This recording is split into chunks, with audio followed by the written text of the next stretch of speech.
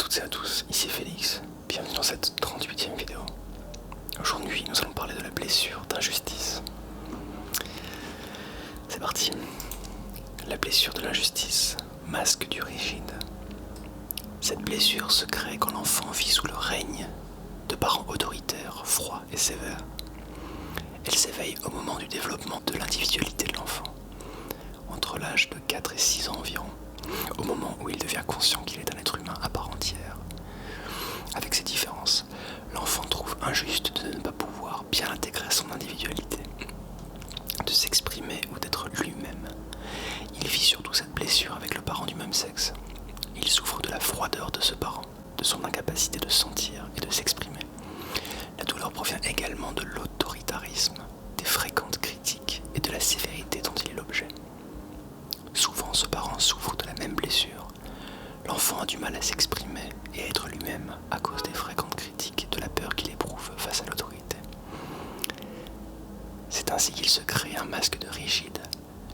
La réaction face à l'injustice consiste à se couper de ce qui est ressenti, croyant ainsi s'épargner le masque créé par l'enfant pour se protéger et celui de la rigidité.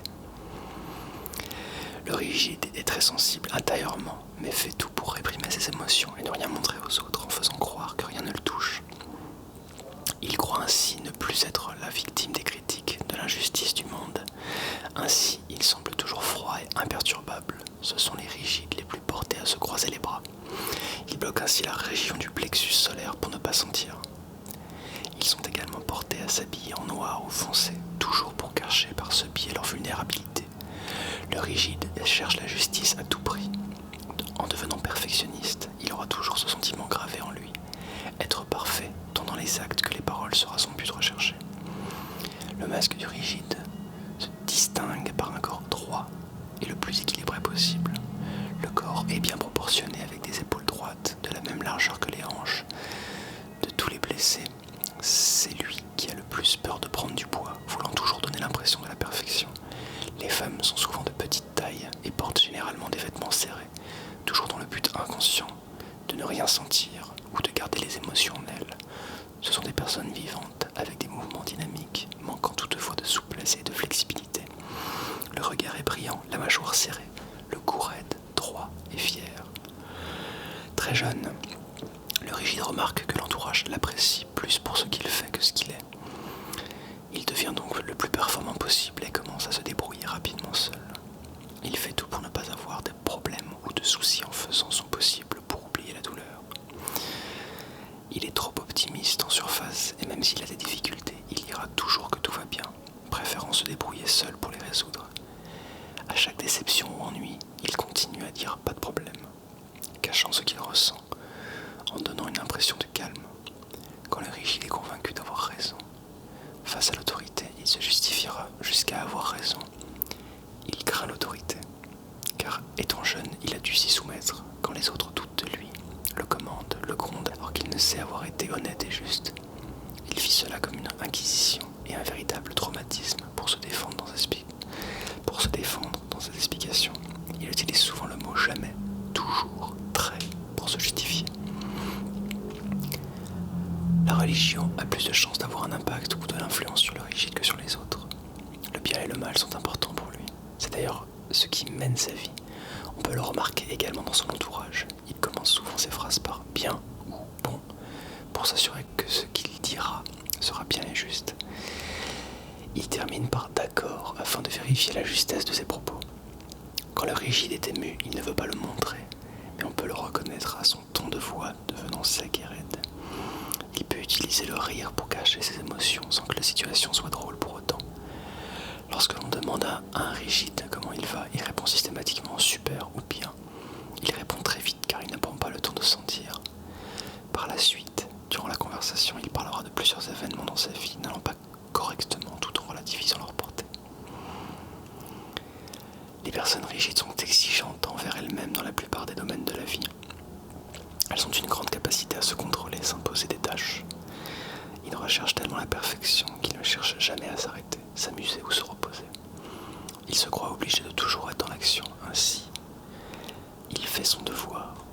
Comme il a toujours quelque chose à faire dans le quotidien, le rigide se permet rarement le luxe de se détendre sans se sentir coupable.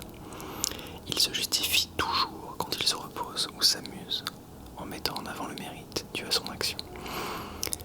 De plus, il se sent coupable, donc injuste, donc il ne fait rien pendant que l'autre travaille. Ainsi, il s'oblige constamment à rester actif. Son corps est toujours en alerte et tendu, même au repos. Il a des difficultés à reconnaître ses limites, ne prenant pas le temps de s'écouter. Il en fait trop et s'arrête seulement quand il craque physiquement ou nerveusement. Il demande rarement de l'aide, préférant tout faire seul pour que tout soit parfait. Le rigide aime que ses proches soient au courant de tout ce qu'il fait et ce qu'il a à faire. Ainsi, quand il prend des congés ou se détend, il ne se croit pas coupable. Chez lui, la notion de mérite est cruciale. Il déteste dire qu'il est chanceux, car cela signifie l'injustice. Il doit mériter tout ce qui lui arrive de bien dans ce monde. S'il gagne grâce à la chance, il sera mal à l'aise par rapport à l'autre qui est dévalorisé. Il s'arrangera pour préparer l'injustice de donner à l'autre une part de sa réussite. Aider les autres ayant moins lui permet surtout de soulager sa conscience. De plus, il éprouve de la difficulté à recevoir des cadeaux car il se sent redevable. Plutôt que de se sentir obligé de donner à autrui quelque chose de la même valeur pour être juste, il préfère ne rien recevoir et refuse. Le rigide a tendance à être maniaque et veut que tout soit rangé à la perfection. La personne rigide est rarement malade. Elle est dure avec son corps. Elle peut se cogner sans ressentir de la douleur tellement la retenue des émotions est forte. Son émotion de contrôle s'enclenche mécaniquement. Elles vont rarement voir le médecin et prennent peu de médicaments quand de l'aide est demandée. C'est que vraiment la situation est précieuse. Le rigide a de la difficulté à se laisser aimer et à démontrer son amour. Il pense souvent trop tard à ce qu'il aurait voulu dire ou aux marques d'affection qu'il aurait voulu donner à ceux qu'il aime. Il se promet souvent de le faire quand il les reverra, mais oublie quand l'occasion se présente. En agissant ainsi, il est injuste envers les autres et lui-même, car il se prive d'exprimer ce qu'il ressent vraiment. La plus grande peur du rigide est la froideur. Il a autant de difficultés à accepter sa propre froideur que celle des autres. Il fait tout son possible pour se montrer chaleureux et ne réalise pas vraiment qu'autrui puisse le trouver insensible et froid. Il ne prend pas conscience qu'il évite d'être en contact avec sa sensibilité pour ne pas se montrer vulnérable. Il ne peut accepter cette froideur car ce serait admettre être sans cœur, revenant à dire injuste. Il est très important pour le rigide de se faire dire qu'il est bon, car c'est le synonyme de la perfection tant recherchée. La froideur des autres est difficilement vécue. Quand une personne est froide avec lui, le cœur lui fait mal. Il se demande tout de suite ce qu'il a fait ou dit de pas correct pour que l'autre agisse ainsi. Dans sa vie sexuelle, le rigide a généralement de la difficulté à se laisser aller et à ressentir du plaisir. Il éprouve des problèmes et exprime toute la tendresse qu'il ressent. C'est pourtant le type qui a physiquement l'air le plus sexy, car le rigide aime s'habiller avec des vêtements moulants afin d'être attirant. Beaucoup d'allumeuses ont ce type de blessure d'injustice. Adolescente, la jeune fille rigide se retiendra et se contrôlera le mieux, voulant se garder pure et parfaite pour l'heureux élu. Quand elle se décide enfin à se donner, elle est habituellement déçue car ça ne correspond pas à son idéal. Elle s'engage difficilement à cause de la peur de se tromper dans son choix de partenaire. Le rigide entretient plusieurs tabous au niveau sexuel car le bien et le mal dirigent aussi sa vie sexuelle. Le mal est habile à simuler et peut avoir des relations intimes coupées de tout ressenti. L'homme pour sa part peut souffrir de problèmes sexuels selon son incapacité à se faire plaisir dans sa vie. Voici les principaux malaises ou maladies de la personne portant le masque de rigidité. Raideur ou tension au cou et au dos, burn-out, surménage ou épuisement dû à trop de travail, multiples inflammations à cause de la colère intérieure retenue, constipation à cause de la difficulté à lâcher prise, problème de peau sèche ou de boutons au visage à cause du stress, de ne pas être à la hauteur, insomnie car veut être trop parfait. Il ne se rend pas compte qu'en agissant de la sorte, il est injuste envers lui-même. À cause du traitement qu'il s'impose, il a du mal avec ses émotions car il les évite au détriment du rationnel et du juste. Souvent, la personne victime d'injustice souffre également du rejet, ce qui n'est pas forcément le cas inversement. L'important est de prendre conscience de cette blessure et de se pardonner à soi, puis à l'autre. Nous reprochons aux autres ce que nous faisons nous-mêmes et ne nous voulons pas voir. Il peut être difficile pour une personne de se reconnaître dans tous les comportements présentés. Seulement il donne les indices assez nets sur sa blessure. Mais il est important de surtout se fier à la description physique, car le corps ne ment jamais. Pour la blessure d'injustice, le signal de la guérison sera quand le rigide se permettra d'être moins perfectionniste, de faire des erreurs sans vivre de colère ou de critique. Le rigide doit s'accorder le droit de montrer sa sensibilité, de pleurer devant les autres, sans peur de leur jugement. Pour résumer, blessure, injustice, masque, rigide. Identification de la blessure. Se couper de ses ressentis et des émotions, croyant ainsi s'épargner la souffrance et les erreurs.